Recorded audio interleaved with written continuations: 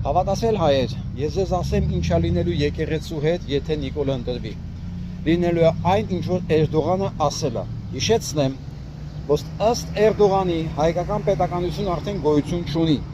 Եվ հայերին հույս է ներշնչում, թե իրենք պետականություն ունեն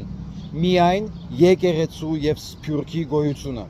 Եվ այսպես, ըստ արդեն Նիկոլի գրած սահմանադրության, ինքը իրեն իրավունք է վերապահելու կաթողիկոս փոխի։ Որը նշանակում է, որ հայերի մի մեծ մասի համար դա չի լինելու ընդունելի, մի մասի համար կլինի ընդունելի, եւ այսպես ամենահայկական, ամենամիասնական կառույցը տրողվելու է մի քանի մասի եւ վերանալու է մենքի զգացողությունը, այսինքն մենք հայերս ավելի ենք փոշիանալու։ Եթե դա եղավ, նշանակում է սփյուռքը իր հերթին որպես հետևանք նույնպես փոշիանալու է։ Ու դրանով մենք կյանքում այլևս չենք կարող որևէ համահայկական խնդիր բարձրացնել եւ լուծել։ Սա Էրդողանի ծրագիրն է, որն իրականացնելու է Փաշինյան Նիկոլը, եթե հանկարծ նա իրեն պարտադրեց որպես վարչապետ։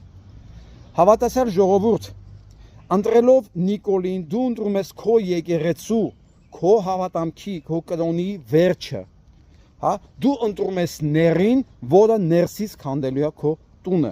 քո եկեղեցին, քո հավատքը։ Ես չգիտեմ դա ինչքանով է կարևոր ձեր համար։ Ինչքանով եք դուք ընդունում եկեղեցին, հավատացել եք կամ ոչ։ Ես շատ եմ կարևորում եկեղեցու գործունեությունը որպես ինստիտուտ, որպես համահայկական ինստիտուտ մեր կյանքում։ Նիկոլը դրա առաջի թշնամին է։ Եվ դրա մասին ասել է պարզ Էրդողանը։ Ինքն էլ այդ գիճքը